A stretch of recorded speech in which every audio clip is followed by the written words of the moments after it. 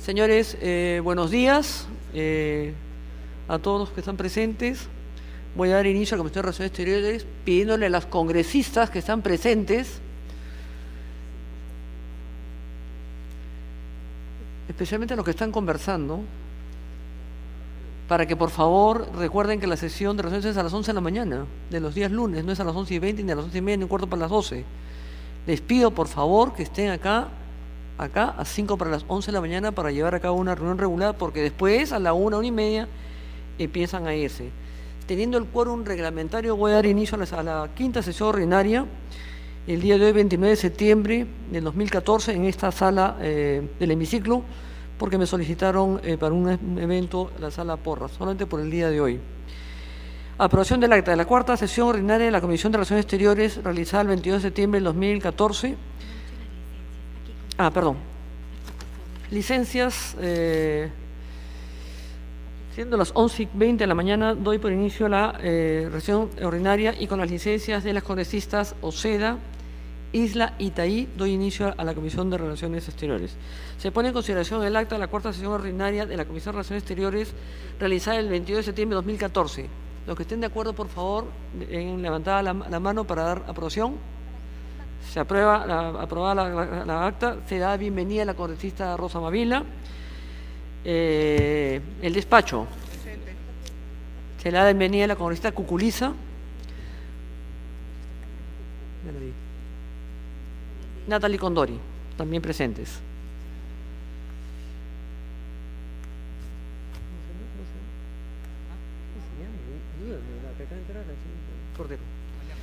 María Cordero, también presentes. Insisto, ya que han llegado casi todos los presentes, especialmente a los que están conversando, reiterarles la solicitud de recordarles a todos ustedes de la Comisión de Relaciones Exteriores comienza a las 11 de la mañana. Pedirles, por favor, Sergio, pedirles por favor a todos que traten de hacer el esfuerzo de llegar a la hora acordada, que son las 11, porque después se quieren a la 1:30 al almuerzo y se juntan otras comisiones. Sobre todo respeto a los que estamos desde temprano. Continúo. Despacho. Se ha remitido la relación de documentos recibidos y remitidos por la comisión. Si tuvieran interés en algún documento en particular, pueden solicitarlo a través de la Secretaría de Comisión.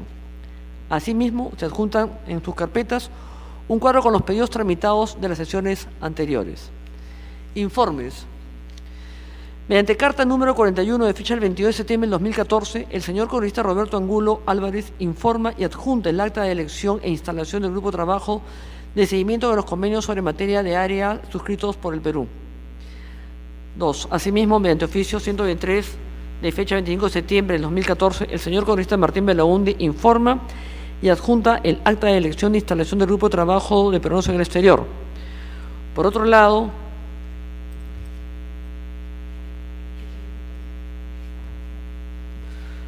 mediante oficio 1478 del 2014, MINAG, de fecha 22 de septiembre del 2014, el ministro de Ambiente, el señor Manuel Pula Vidal, confirma su participación para la sexta sesión ordinaria de la Comisión a efectuarse el próximo lunes 6 de octubre de 2014, o sea, el próximo lunes, a fin de exponer la importancia y trascendencia de la COP20.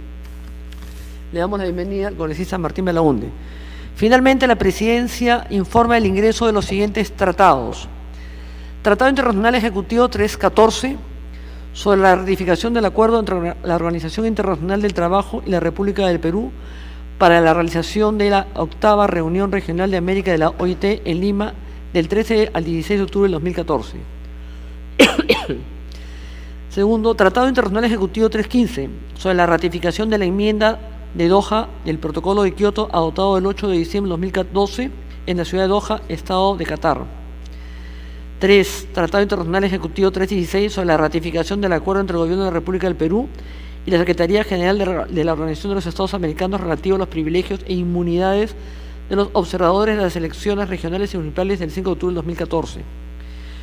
4. Proyecto de Resolución Legislativa 3811 del 2014 que propone aprobar el acuerdo relativo al memorándum de responsabilidades que ha de asumir el Gobierno de la República del Perú y la Organización de las Naciones Unidas por la Alimentación y la Agricultura con respecto a la 46 reunión del Comité de Códex sobre Higiene de los Alimentos. Si algún congresista quiere hacer un informe, tiene la palabra. ¿Ok? Si ningún congresista tiene la palabra, les doy la palabra para proceder a los pedidos. ¿Algún congresista tiene un pedido? Congresista Martín Belaunde. Si tuviera la bondad, señora presidenta, de repartir el texto impreso de la memoria del suscrito en el periodo anterior. Sí, presidente, con el mayor gusto.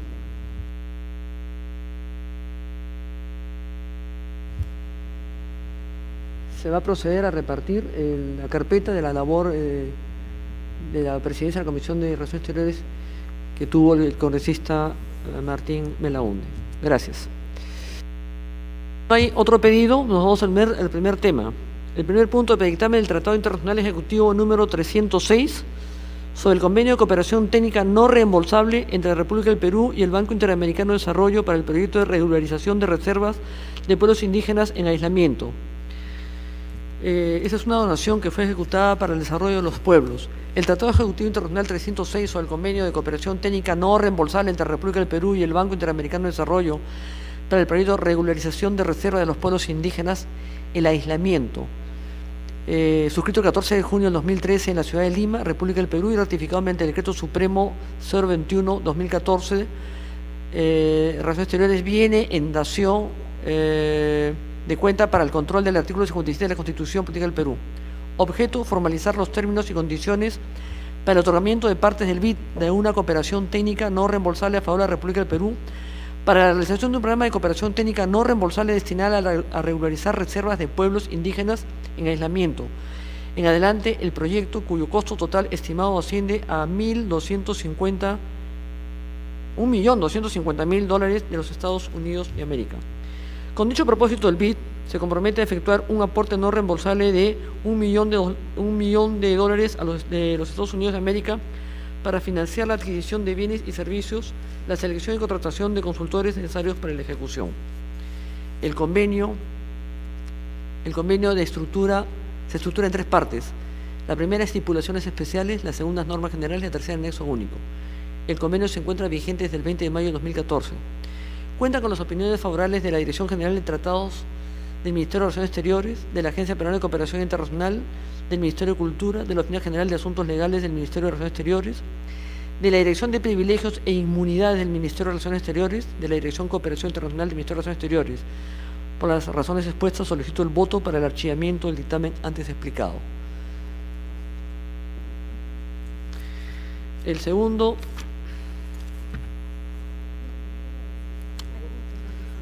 lo llevamos al voto. Los que estamos de acuerdo a llevarlo al archivo, por favor manifestarse, levantando la mano. Los que se abstienen, los que están en contra, aprobado por unanimidad.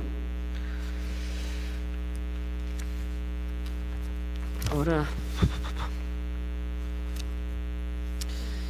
el segundo dictamen del Tratado Nacional Ejecutivo 307 sobre el acuerdo de donación para el proyecto para el mejoramiento de equipos de la gestión de riesgo del desastre entre la Agencia de Cooperación Internacional del Japón y el Gobierno de la República del Perú. Este tratado implica el acuerdo de donación para el proyecto de mejoramiento de equipos para la gestión de riesgo de desastres ante la Agencia de Cooperación Internacional del Japón y el Gobierno de la República del Perú. Es un acuerdo de donación 11-61-640, suscrito el 25 de febrero del 2014 en la ciudad de Lima, República del Perú. Ingresa a la Comisión de Dación de Cuenta y Control del artículo 57 de la Constitución Política del Perú. El objeto: el convenio consta de 15 artículos y tiene el propósito de contribuir a la implementación del proyecto para el mejoramiento de equipos para la gestión de riesgo de desastres. La Agencia de Cooperación Internacional Japón, JICA, extenderá una donación por la suma de 700 millones de yenes japoneses al Gobierno del Perú, de acuerdo con las leyes y reglamentos pertinentes del Japón. Cuenta con las opiniones favorables de la Dirección General de Tratados del Ministerio de Relaciones Exteriores, de la Dirección de Cooperación Internacional, de la Agencia Peruana de Cooperación Internacional, de la Dirección de Cooperación Internacional del Ministerio de Relaciones Exteriores, de la Dirección de Privilegios e Inmunidades del Ministerio de Relaciones Exteriores, del Instituto Nacional de Defensa Civil, del Ministerio de Economía y Finanzas. Por las consideraciones expuestas, solicito la aprobación para el archivamiento del dictamen. Los que estén a favor, solicito levantar la mano para mandarlo al archivo. En contra, abstención, aprobado por unanimidad. Y por último tenemos el predictamen recaído en el proyecto de resolución legislativa 379/2011, que propone aprobar el acuerdo sobre los privilegios e inmunidades de la Corte Penal Internacional. ¿Qué implica este proyecto de este dictamen? Fue adoptado el 9 de septiembre del 2002 en la ciudad de Nueva York, Estados Unidos de América. Ingresó al Congreso por primera vez el 4 de junio del 2004, ingresando nuevamente a la Comisión el 19 de octubre del 2011. El acuerdo sobre privilegios e inmunidades de la Corte Internacional de Justicia entró en vigor el 22 de julio de 2004.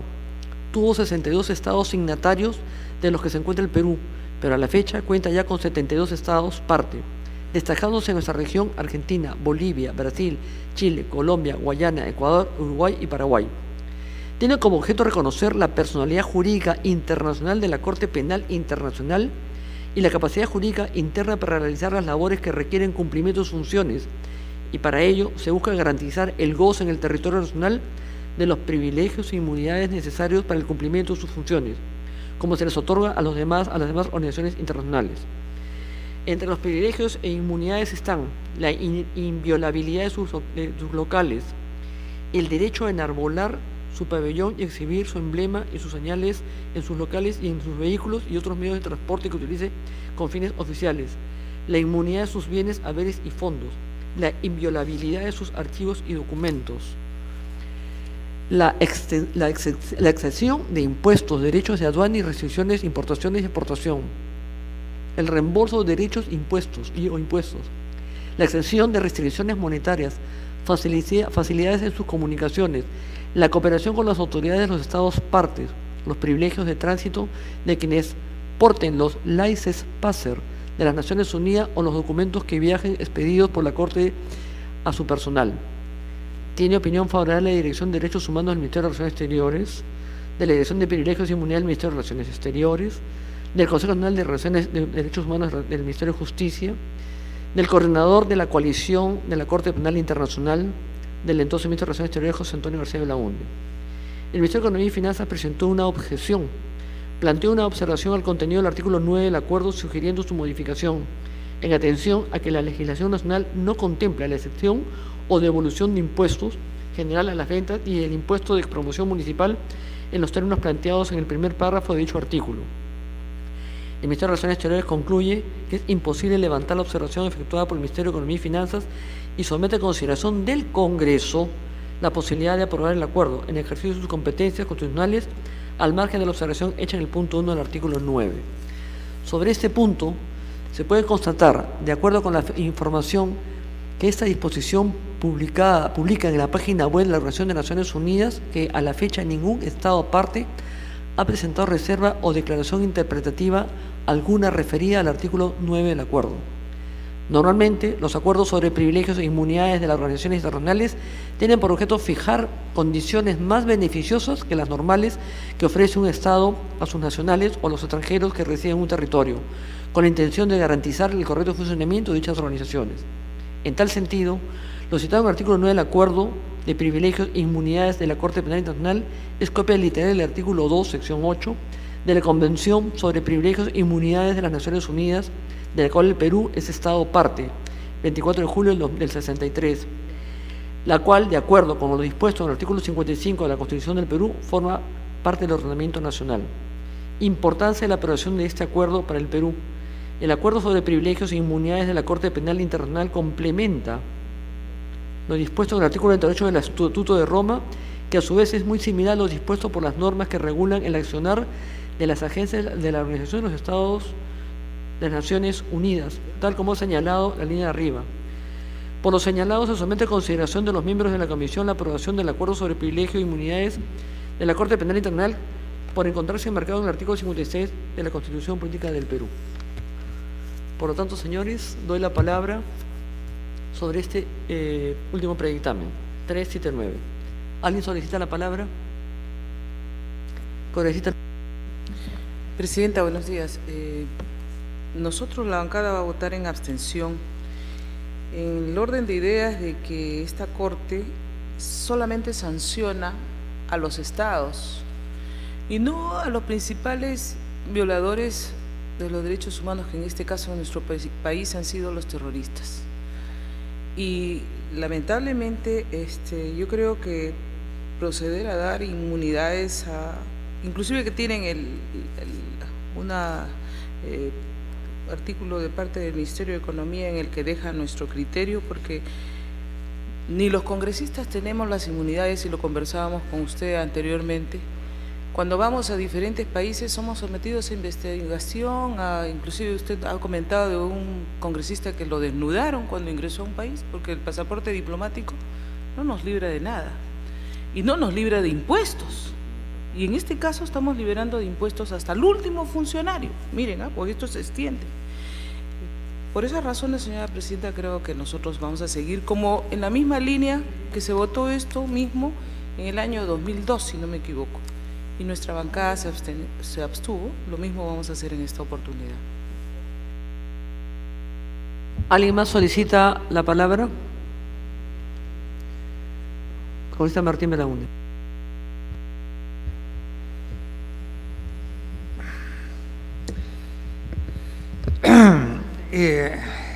Yo creo que, con todo respeto por las opiniones de mi distinguidísima colega que tengo a mi diestra, pero la Corte Penal Internacional es un organismo internacional, judicial. Obviamente el órgano principal judicial del mundo es la Corte Internacional de Justicia, pero quizás le siga la Corte Penal Internacional. La Corte Penal Internacional, en fin, puede que le despierte malos recuerdos a mi distinguida colega, pero es un organismo internacional. Y entonces, y que puede cumplir funciones muy importantes, ¿no? De hecho, las ha cumplido en Sudán, donde se cometieron pues gravísimas atrocidades. La mayoría de los casos que ha visto la Corte Penal Internacional se refieren a situaciones en Europa Oriental, me parece que en Yugoslavia, en situaciones, no sé si exactamente la Corte Penal Internacional, pero dos tribunales ad hoc, una por Ruanda y otro por la ex Yugoslavia, y han habido situaciones atroces en el África, y las hay,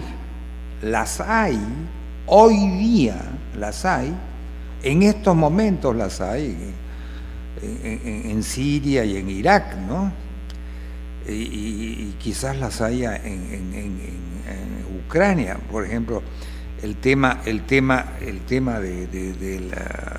derribamiento de ese avión de Malaysian Airlines es un tema muy importante. Han habido terribles violaciones de derechos humanos con participación de un Estado, prefiero no mencionar su nombre, que dio las armas a estos rebeldes, ¿no? que simplemente abatieron un avión comercial. Eso es un crimen horrendo. Mataron a 295 personas inocentes, un avión comercial que atravesaba un corredor conocido, ¿no? Entonces, yo creo que es evidente que debemos nosotros aprobar este tratado, porque el Perú es parte de este Corte Penal Internacional. Ojalá que aquí no tengamos ninguna causa que se lleve ahí, porque creo que ya hemos superado esa situación. Una consulta. Me parece, mi voto sería favorable, y creo que es necesario que el Perú apruebe este tratado internacional. ¿Cómo no, congresista, con el mayor de los gustos? Ahorita Salgado tiene interrupción. Gracias, Presidenta. Yo le preguntaría a mi estimado colega que está a mi siniestra, si es que sabe que la Corte le ha interesado en algún momento la agresión a los derechos humanos de Venezuela, un tema muy actual. Ni con Chávez ni con Maduro, creo yo. Entonces, los problemas que ocurren en nuestros países latinoamericanos, solamente si van a sancionar al Estado, y hay muchas ONGs que se preocupan de estas tareas porque es su modus vivendi. Entonces, sí están muy ligadas, pues, lamentablemente, ¿no? Pero un tema que debería estar allí donde se están produciendo graves problemas de atentado a los derechos humanos, donde hay estudiantes presos, menores de edad, no se pronuncia. Entonces, sigo en la misma observación. Gracias, Presidenta, gracias, colega. Yo lo único que podría decir es que el caso de Venezuela quizás se vea en la Corte Penal Internacional, pero las Cortes no se pronuncian.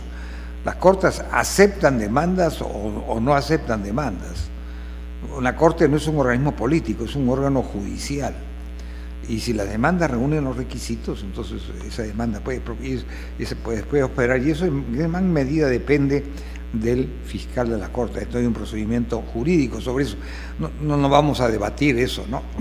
Lo único que yo digo es que la Corte Penal Internacional es un órgano judicial de la Organización de las Naciones Unidas, creado por una iniciativa del Consejo de Seguridad, que es, en términos prácticos, el órgano más alto de las Naciones Unidas, en términos prácticos más altos que la Asamblea General, aunque la Asamblea General tenga una preeminencia de protocolo.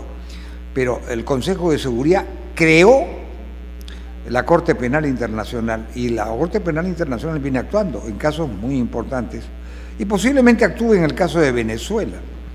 Pero yo creo que, al margen de que actúe mal o bien la Corte Penal Internacional, este asunto tiene que ser visto desde un punto de vista jurídico, desde un punto de vista de la posición de este organismo judicial dentro del cuadro de las organizaciones jurídicas internacionales. Entonces, eso tenemos que respetarlo.